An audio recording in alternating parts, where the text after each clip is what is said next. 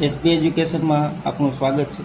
આપણે chapter number 1 ધોરણ 10નું જે ગણિત વાસ્તવિક સંખ્યાઓ છે એનું ચેપ્ટર નંબર 1 એનું સ્વાધ્યાય 1.1નો દાખલા નંબર 2 એમાં આપણને એવી રીતે ગણતરી કરવાની કીધી છે કે આપણને સંખ્યાઓ આપેલી છે એનો લસા અને ગુસા શોધવાનો છે અને લસા ગુણ્યા ગુસા કરી તો એ બંને સંખ્યાનો ગુણાકાર થાય એટલો જ થાય છે એ આપણે ચકાસવાનો છે. તો આપણે સ્ટેપ બાય સ્ટેપ એક પછી એક દાખલો ગણીએ. તો પહેલા દાખલાની અંદર પહેલી રકમ આપણને એવી આપેલી છે 26 અને 91. 26 અને 91 તો આ સંખ્યા છે એના તો પહેલાં આપણે અવયવ પાડવા જોશે. હવે જો વારે ખેલે એવી રીતે તમને અવયવ આવડે છે તો આપણે સીધા પાડીએ કે 26 છે, 26ના આપણે અવિભાજ્ય અવયવ પાડી તો 13 ગુણ્યા 2, 13 ગુણ્યા 2 એટલે 26. અને 91ના અવયવ પાડીએ આપણે તો 13 દુ 26 ને 13 તેરી 13 સત્તા, 13 સત્તા કેટલા થશે? 91. તો 13 સત્તા 91. હવે આ બે સંખ્યા છે એનો આપણે લસા શોધીએ. તો લસા આપણે શું કરશું તો કે લસામાં મોટી સંખ્યા છે એના અવયવ પહેલાં લખી નાખવાના 13 ગુણ્યા 7. હવે બીજી સંખ્યામાં જોવાનું કે 13 છે એ આમાં આવી જાય છે, હા તો નહીં લખવાનું. 2 છે એ આની અંદર છે નહીં, તો એનો 2 સાથે ગુણાકાર કરવાનો. તો આપણે 13 ગુણ્યા 7 ગુણ્યા 2 કરી 13 ગુણ્યા 7 ગુણ્યા 2 કરી તો આપણે જવાબ મળે 182. તો લસા મળે આપણને 182. હવે ગુસાની વાત કરી. ગુસા છે, ગુસામાં આપણે કેવું કરવાનું કે બંનેના સામાન્ય અવયવ શોધવાના. તો જો આની અંદર બંનેની અંદર સામાન્ય એવી કઈ સંખ્યા મળે છે જોવા તો કે 13. બંનેની અંદર આવતી હોય એવી કઈ સંખ્યા છે? 13. તો આપણને લસા 182 અને ગુસા મળી ગયો 13. હવે આપણે આ બાજુની સાઈડ છે લસા ગુણ્યા ગુસા એને ડાબા કહી દઈએ અને બંને સંખ્યાનો ગુણાકાર એને જબા કહીએ. તો જો ડાબા બરાબર લસા ગુણ્યા ગુસા. આપણે બંને કિંમતો ગોતવાની છે, સરખી મળે છે કે નહીં એ ચકાસવાનું છે. તો ડાબા બરાબર લસા, લસા બરાબર 182 અને ગુસા એટલે 13. તો 13 ગુણ્યા 182 આપણે ગુણાકાર કરી કેટલા કરી? 13 ગુણ્યા 182 તો આપણને જવાબ મળશે 2366. કેટલા મળશે? 2366. હવે આપણે જબા એટલે કે બંને સંખ્યાનો ગુણાકાર. બંને સંખ્યા કઈ કઈ સંખ્યા હતી તો કે 26 અને 91. તો 26 ગુણ્યા 91 કરીએ આપણે તો 26 ગુણ્યા 91 કરી તો આપણને જવાબ મળે 2366. તો જો આ સૂત્ર છે એની ડાબી સાઈડ અને જમણી સાઈડ કેવી મળે છે? સમાન. તો સૂત્ર છે અને ડાબી સાઈડ અને જમણી સાઈડ સમાન જ મળવાની છે, પરંતુ આવી રીતે આપણે આખો દાખલો ગણવાનો થાય. હવે દાખલા નંબર આપણે જોઈએ 2. તો એની અંદર આપણને એવી રકમ આપેલી છે 510 અને 92. 510 અને 92. હવે જો 510 અને 92 તો આપણે જોઈએ કે 510 ને આપણે બે ભાગ કરી તો 51 અને ગુણ્યા 10. હવે 51 છે, 51ના આપણે અવયવ પાડી તો 51 કોના પાડાની અંદર આવશે? 51ની આપણે વાત કરી તો 51ને આપણે 3 વડે ભાંગી શકીએ તો 17 તેરી ને 51. તો 17 તેરી 51 થાય. 17 તેરી 51. તો 17 અહીંયા આપણે જોઈએ 51 એટલે તો કે 17 દુ 34, 17 તેરી 51. તો 17 ગુણ્યા 3 અને 10 એટલે કેટલા તો કે 5 ગુણ્યા 2, 5 ગુણ્યા 2. તો 510 છે, 510ના અવયવ કેટલા થાય તો કે 17 ગુણ્યા 3 ગુણ્યા 5 ગુણ્યા 2. જો આવી રીતે તમે કરી શકો અને આપણે જૂની રીત છે એ પ્રમાણે આપણે કરી શકીએ. હવે સંખ્યા મળે છે આપણને 92. તો 92ને આપણે અવયવ પાડીએ અહીંયા તો 92 છે એના અવયવ કેવી રીતે પડશે એ આપણે જોઈએ. તો જો 92ને આપણે આવી રીતે સાદી રીતે અવયવ પાડી તો 92 છે એનો એકમનો અંક 2 છે તો 2 વડે ભાગશે. તો અહીંયા 2 લખી નાખીએ આપણે.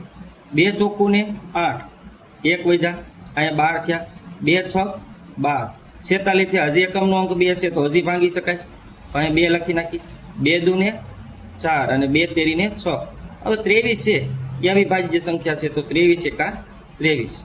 તો જો હવે 92 છે એના અવયવ ક્યાં મળે છે આપણને તો કે 2 ગુણ્યા 2 ગુણ્યા 23. હવે આપણે લસા અને ગુસા શોધીએ. તો લસા છે લસા અ મોટી સંખ્યા 510 એના અવયવ લખી નાખી 17 ગુણ્યા 3 ગુણ્યા 5 ગુણ્યા 2 5 ગુણ્યા 2. હવે આમાં જોતા જઈએ 2 એક વાર છે, હા 2 બીજી વાર છે નહીં, તો લખવાનું. 23 આની અંદર ક્યાંય છે તો કે નહીં, 23 છે નહીં, તો આપણે શું કરવાનું, 23 નથી તો એને ગુણવા પડે. તો 17 ગુણ્યા 3 ગુણ્યા 5 ગુણ્યા 2, 1 2 છે તો એ આપણે નથી ગુણતા, 1 2 નથી એ ગુણી છે એને 23, બરોબર. તો હવે આપણે આની સંખ્યાનો ગુણાકાર કરી તો આપણને કેટલો સંખ્યા મળે, તો કે આપણે ગુણાકાર કરવા જઈએ તો 510 એટલે કે આનો જવાબ આવશે આપણે 23,460. અને હવે ગુસા શોધી, તો કે ગુસા એટલે બેમાં સામાન્ય હોય એવી સંખ્યાઓ. બંનેના અવયવમાં જો સામાન્ય કેટલા છે તો કે એક જ અંક સામાન્ય છે 2, તો આનો ગુસા કેટલો થાય 2. તો હવે આપણે ડાબા બરાબર જોઈએ, ડાબા બરાબર લખી, ડાબા એટલે લસા ગુણ્યા ગુસા, ડાબા તો કે લસા ગુણ્યા ગુસા, લસા ગુણ્યા ગુસા કરી તો લસા આપણને મળે છે 23,460 અને ગુસા મળે છે 2. તો 23,460 છે એને આપણે 2 વડે ગુણવામાં આવે તો આપણને મળે 46,920. આ થયું ડાબા. હવે જબા શોધી, જબા એટલે બંને સંખ્યાનો ગુણાકાર, જબા એટલે બંને સંખ્યા કઈ કઈ તો કે 510 ગુણ્યા 92, 510 ગુણ્યા 92 કરી તો પણ આપણે જવાબ કેટલો મળે 46,920. તો આવી રીતે આપણો આ બીજો દાખલો પૂરો. દાખલા નંબર 3 તરફ આપણે આગળ વધી. દાખલા નંબર 3 છે, જો દાખલો 2 છે એના પેટા દાખલા છે 2.1 2.2 અને 2.3. એમાં આપણને રકમ આપેલી 336 અને 54, 336 અને 54. તો આપણે 336 છે એના અવયવ પાડીએ અહીંયા 336. તો જો એકમનો અંક 6 છે તો 2 વડે ભાગાય છે, તો 2 એકુ 2, 1 વચ્ચે પાછળ 3 છે એટલે 13 થાય, 2 6 12, હજી 1 વચ્ચે પાછળ 6 એટલે 16, એટલે 2 અઠા ને 16. હજી એકમનો અંક 2 છે એટલે 2 વડે ભાગાય છે, તો 2 અઠા 16, 2 અઠા ને 16 અને 2 ચોખ્ખું ને 8. હજી 2 4 છે તો હાલ છે ભાગ 2 વડે, તો 2 ચોખ્ખું 8 અને 2 દુ ને 4. હજી 2 છે તો 2 વડે ભાગાય છે,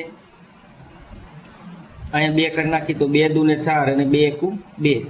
હવે આવે 21, તો 7 તેરી 21, તો 3 સત્તા ને 21.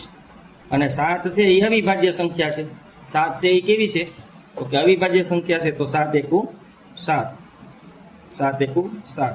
તો આપણે અહીં લખી 336 ના અવયવ કેટલા પડે છે તો કે 2 ગુણ્યા 2 ગુણ્યા 2 ગુણ્યા 2, 4 વખત બગડા પછી 3 અને 7, 3 અને 7.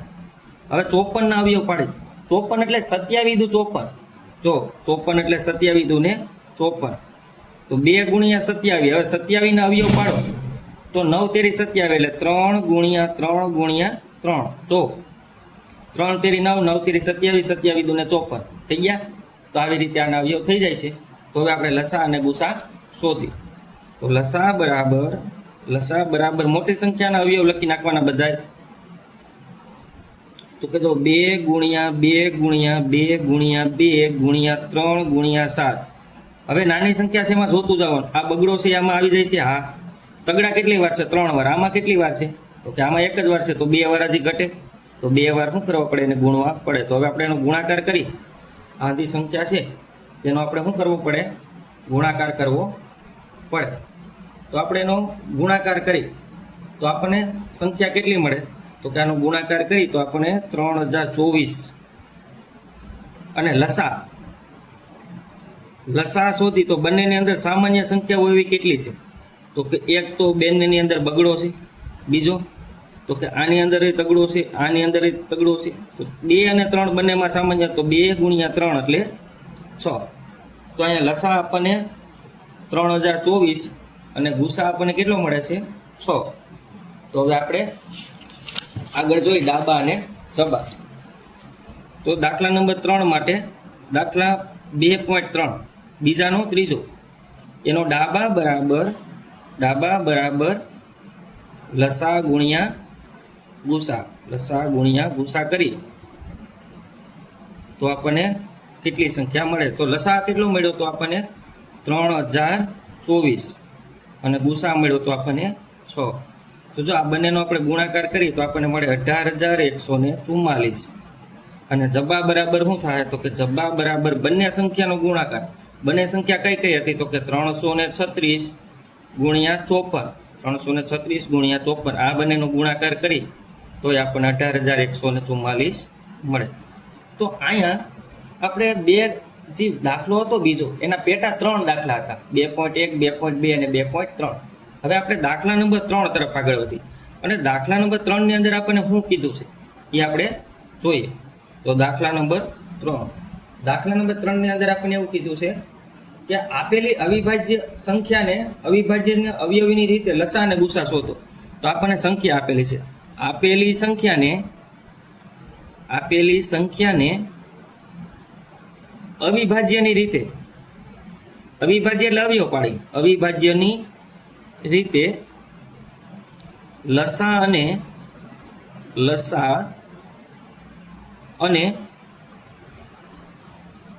ગુસા, લસા અને શું શોધવાનું કીધું આપણને? ગુસા શોધો. તો સિમ્પલ છે. આજ પહેલા આપણે એને કમ્પેરિઝન નથી કરવાનું, ખાલી લસા અને ગુસા શોધવાનો છે. તો પહેલી સંખ્યા આપણને આપી દીધી છે 12, 15 અને 21. 12, 15 અને 21. તો હવે તો નાની નાની સંખ્યા સીધા આપણને અવયવ પાડતા આવડે. પેલા 12 છે, 12 ના અવયવ પાડીએ એટલે 12 એટલે 6 દૂને 12 એટલે કે 3 દૂને 6. તો 2 ગુણ્યા 6 એટલે 3 દૂને 6. બીજી સંખ્યા છે 15 એટલે 5 તેરીને 15. ત્રીજી સંખ્યા છે 21 એટલે 7 તેરી 21. હા, હવે આપણે આના લસા શોધીએ. તો કે લસા મોટી સંખ્યા આપણે જોવાની, મોટી સંખ્યા 21 છે, એના અવયવ લખી નાખો 7 તેરી 21. હવે પહેલી સંખ્યામાં જોઈ, આ બગડો છે એ આમાં છે નહીં તો ગુણો. આ તગડો છે આમાં છે, હા. બીજો બગડો આમાં છે નહીં તો ગુણો. હાલો, આ સંખ્યા તો આપણે લીધી જ હતી, એ 12 નો વારો આવી ગયો, 15 નો વારો. 5 અને 3 આમાં 5 અને 3 દેખાય છે, 3 દેખાય, 5 નથી દેખાતા તો ગુણો. તો આ બધી સંખ્યા છે એનો આપણે શું કરવાનો થાય? ગુણાકાર કરવાનો થાય.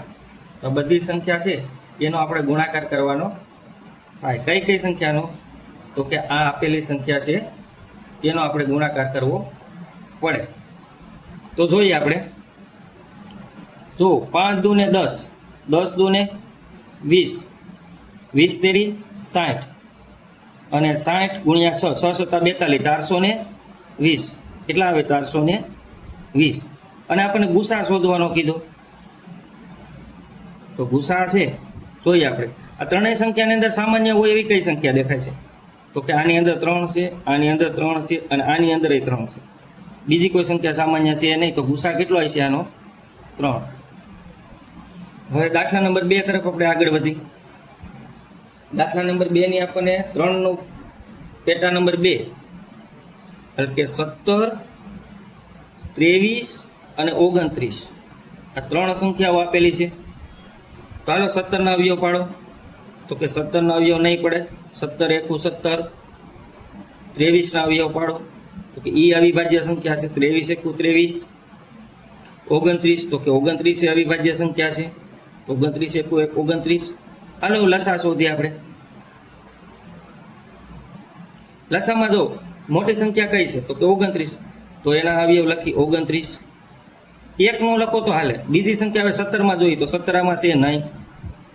એના પછીની સંખ્યા 23 આમાં છે તો કે નહીં. તો હવે આંધી સંખ્યાનો લસા એટલે આપણે શું કરવું પડે? ગુણાકાર શોધવો પડે.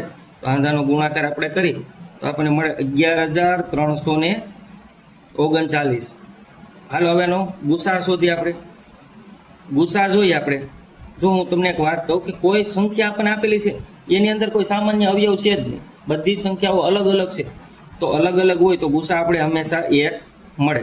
પણ જો મેં અહીંયા લખ્યા છે અવયવ તો આપણે ત્રણેયમાં જુઓ તો તમને 1 દેખાય.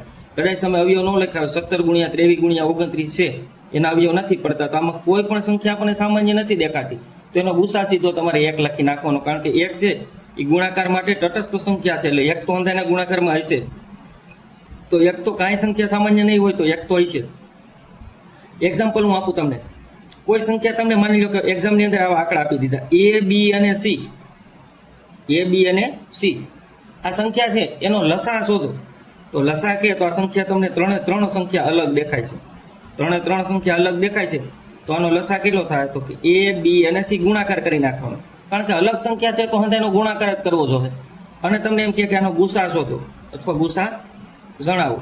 તો ગુસા જણાવવાનું કે ત્રણેય સંખ્યામાં કાંઈ સામાન્ય નથી, તો ગુસાનો કેટલો થાય? 1. તો જો પરીક્ષાની અંદર આ ટાઈપના MCQ પૂછાય છે, પરીક્ષાની અંદર આવી ટાઈપના MCQ દેખાય છે.